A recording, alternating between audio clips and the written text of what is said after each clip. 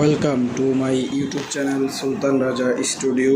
আজকে আপনাদেরকে দেখাবো পদ্মা নদীর ইলিশ মাছ কত ভালো এবং কত সুস্বাদু, কত স্বাদ খেতে ইলিশ মাছ খাই। তো পদ্মা নদীর ইলিশ মাছের মতো কিন্তু কোনো ইলিশেই স্বাদ লাগে না। আর পদ্মা নদীর ইলিশ মাছ কিন্তু সব নদীর মাছের থেকে অনেক দাম। এখন আমার প্লেটে যে মাছটি আপনারা দেখতেছেন ইলিশ মাছ, এই মাছটির দাম কিন্তু অনেক বেশি এবং মাছটি কিন্তু অনেক বড়, দেখতে পাচ্ছেন আপনারা, অনেক বড়।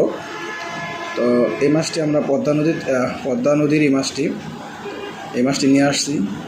আমরা প্রত্যেকবারই ইলিশের যখন মৌসুম শুরু হয় তখন আমরা বড় বড় ইলিশ নিয়ে আসি খাওয়ার জন্যে।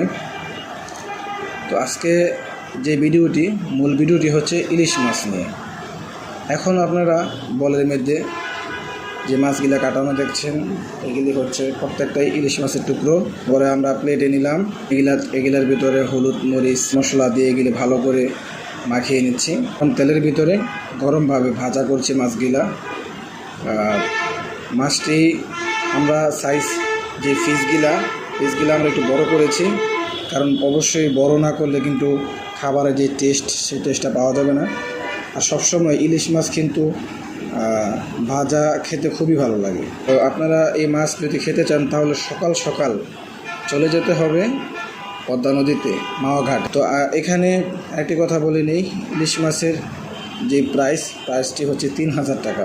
তো আমি সবসময় বলে ভাত খেতে পছন্দ করি। এর ভিতরে যে ভাত নিয়ে নাড়াচাড়া করলাম ইলিশ মাছ দিয়ে খেলাম, খুব সুস্বাদু, খুব টেস্ট। মাছ ভাজার যে একটি স্বাদ, অনেক স্বাদ লাগলো, খুবই ভালো লাগলো আলহামদুলিল্লাহ। তারপরে কচু দিয়ে রান্না করা হলো ইলিশ মাছ তরকারি, সেটা দিয়েও ভাত খেলাম। অসাধারণ, মাশাআল্লাহ, সুবহানাল্লাহ, খুব ভালো লাগলো ভাতটি খেতে, অনেক ভালো লাগলো। মাছটিও খুব সুস্বাদু। তো সবাই জানেন পদ্মা নদীর মাছ যে কত স্বাদ। কিন্তু বর্তমানে কিন্তু পদ্মা নদীর যে মাছ অনেক চাহিদা, আর এখনও মাছের মৌসুম এখনও আসেনি। যখন পদ্মা নদীর মাছের মৌসুম শুরু হবে তখন আবারও আপনারা খেতে পারবেন। নতুন ভিডিওর আশা রাখ পর্যন্ত সবাই ভালো থাকবেন, সুস্থ থাকবেন। আসসালামু আলাইকুম রহমতুল্লাহি ওয়া বারাকাতুহু।